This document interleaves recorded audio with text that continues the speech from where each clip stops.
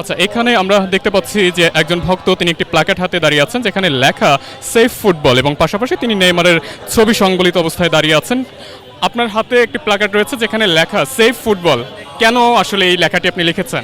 আমার এই হাতে সেফ ফুটবল মানে প্লেকার্ডের মানেটা হচ্ছে আমরা আমাদের দেশ থেকে খেলাধুলা যত প্রকারের খেলাধুলা আছে সবগুলো কিন্তু বিলুপ্ত হয়ে যাচ্ছে।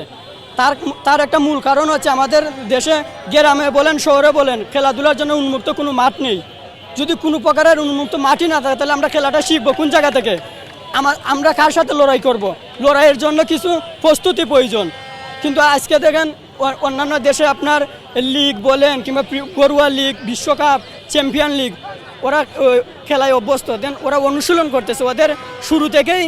আমাদের বর্তমানে আমাদের খেলাধুলার জন্য কোনো উন্মুক্ত মাঠ নাই, আমরা কিভাবে শিখবো? দেন এর আগে আমি আপনার ঢাকা ন্যাশনাল স্টেডিয়ামে বাংলাদেশ হংকংয়ের যখন একটা ম্যাচ হয় তখন আপনার আশিকুর রহমান যিনি ওই যে তখন অন্তর্বর্তী সরকারের তথ্যমন্ত্রী ছিলেন, তখন ওনার সাথে আমি ওনার থেকে একটা ইন্টারভিউ নেই। উনি বলছে যে উনি আমাদেরকে আশা দিয়েছেন যে ইনশাআল্লাহ অতি শীঘ্রই ওই গ্রাম ভিত্তিক শহর ভিত্তিক যতগুলো মাঠ আছে ওইগুলো আমরা উন্মুক্ত করে দিব। কিন্তু তাতে কিন্তু আমরা কিন্তু প্রত্যাশী না, এখনও না, অনেক দিন হয়ে গেছে। অর্থাৎ আপনি বলতে চাচ্ছেন যে বাংলাদেশে খেলার জন্য উপযুক্ত জায়গা নেই, স্পেস নেই, সুযোগ নেই, যার কারণে আপনি প্ল্যাকার্ডে সেফ ফুটবল রেখেছেন। আজকের ম্যাচ নিয়ে কিছু বলতে চান? আর তার বিশেষ কারণ হচ্ছে এই জায়গায় আসার কারণ হচ্ছিল আমি আমার দেশের সব ধরনের খেলাকে আমি চেষ্টা করবো সব দেশের সাথে উদযাপন করুন, ভারত, পাকিস্তান, ইউরোপ কান্ট্রির মতো দেশের সাথে আমরাও পার্টিসিপেট করি। আর আমি একজন আর্জেন্টিনা সাপোর্টার, আজকে আসলাম ব্রাজিল ভাইদেরকে সহযোগিতা করার জন্য।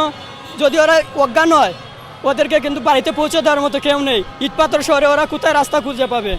দেন ওরা যদি হাসপাতালে যাওয়া লাগে ওদের কিন্তু নেওয়ার মতো কেউই নেই, কেউ আসবে না।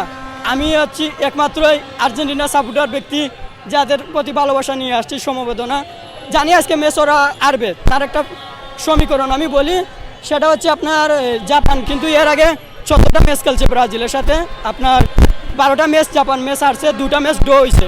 কিন্তু 12টা ম্যাচ হারার পরে কিন্তু যতগুলো ভুল শেখার ছিল সবগুলো ভুল কিন্তু জাপান শিখে গেছে। যত প্রকারের ভুল সেই যদি শুধরে নেয় তাহলে কিন্তু প্রতিপক্ষ দলের জন্য খুবই কষ্টকর হয়ে যাবে ম্যাচ জেতা, খুবই কঠোর হয়ে যাবে ম্যাচটা। তবে আমি চাইবো আজকের ম্যাচটা যেন ব্রাজিল জেতে, কারণ আমাদের প্রতিপক্ষ একমাত্র ব্রাজিল।